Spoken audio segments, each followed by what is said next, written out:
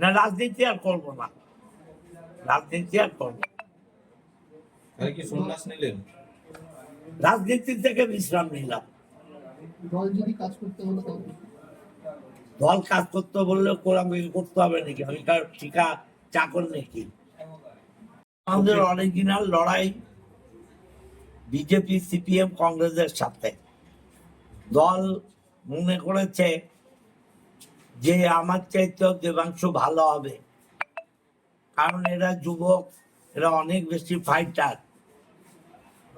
আর দেবাংশুর একটা লড়াকু ইমেজ আছে, অতএব নিশ্চয়ই ভালো হবে।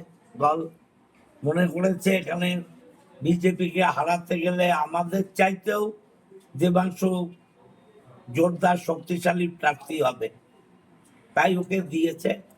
আমাদের অরিজিনাল লড়াই তো বিজেপির সঙ্গে, তো বিজেপিকে যে হারাতে পারবে দলনেত্রী তার কথাই ভেবেছেন, দিয়েছেন।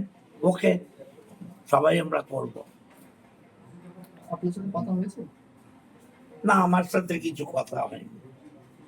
কথা বলার প্রয়োজন আছে নাকি?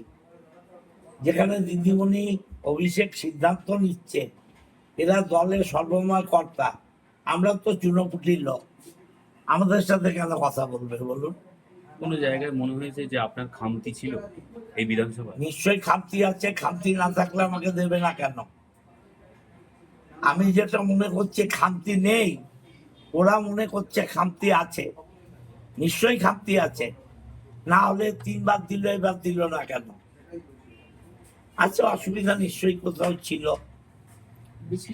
মনোবল ভেঙে গেছে দেখা যাচ্ছে। হুম?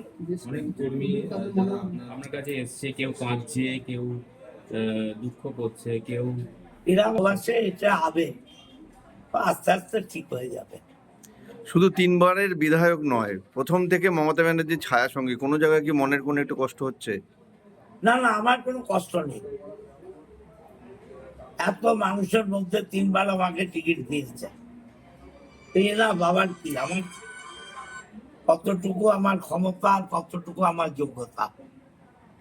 আমার যোগ্যতার বাইরে দল আমাকে দিয়েছে, অনেক দিয়েছে, থ্যাঙ্কস টু দল। 2011 লড়াই তো আরো বেশি কঠিন ছিল, তখন আপনি দলের কাণ্ডারি ছিলেন চুঁচুড়া বিধায়ক হিসেবে। অভিষেক এবং দিদি মনে করেছে আমার চাইতে দেবাংশু বেটার হবে।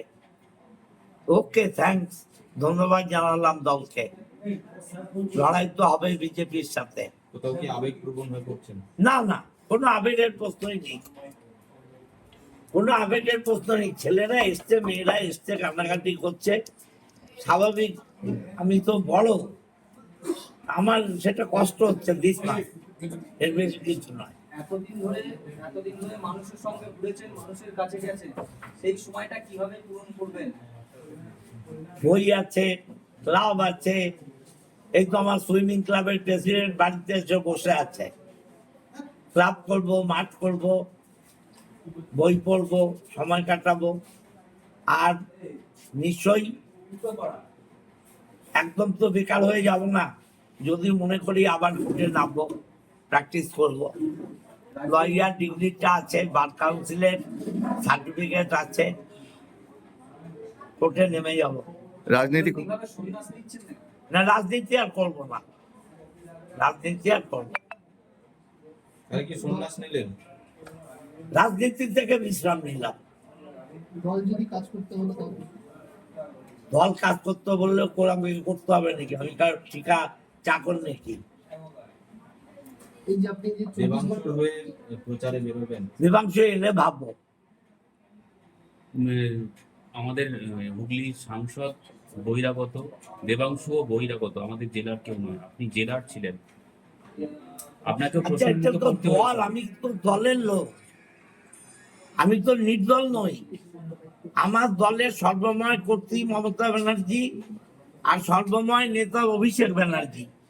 তারা যদি মনে করেন যে বাইরের লোক এনে এখানে উপকার বেশি হবে, উপকার তো পেয়েছে, রচনাকে এনে এসিড তো জিতেছে, আবার দেবাংশু আসবে, জিতবে, অসুবিধা কি আছে?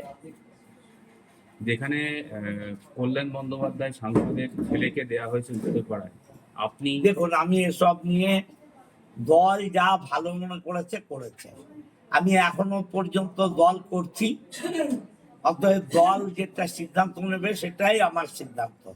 যখন আমি বলবো দল আর করছি না, তখন অন্য কথা বলবো। তৃণমূলে প্রচার করবেন? হুম? বিধানসভা ভোটে তৃণমূলের হয়ে প্রচার করবেন? দল করলে অবশ্যই প্রচার করতে হবে। তৃণমূল যদি করি, তাহলে তৃণমূল হয়ে নিশ্চয়ই প্রচার করতে হবে।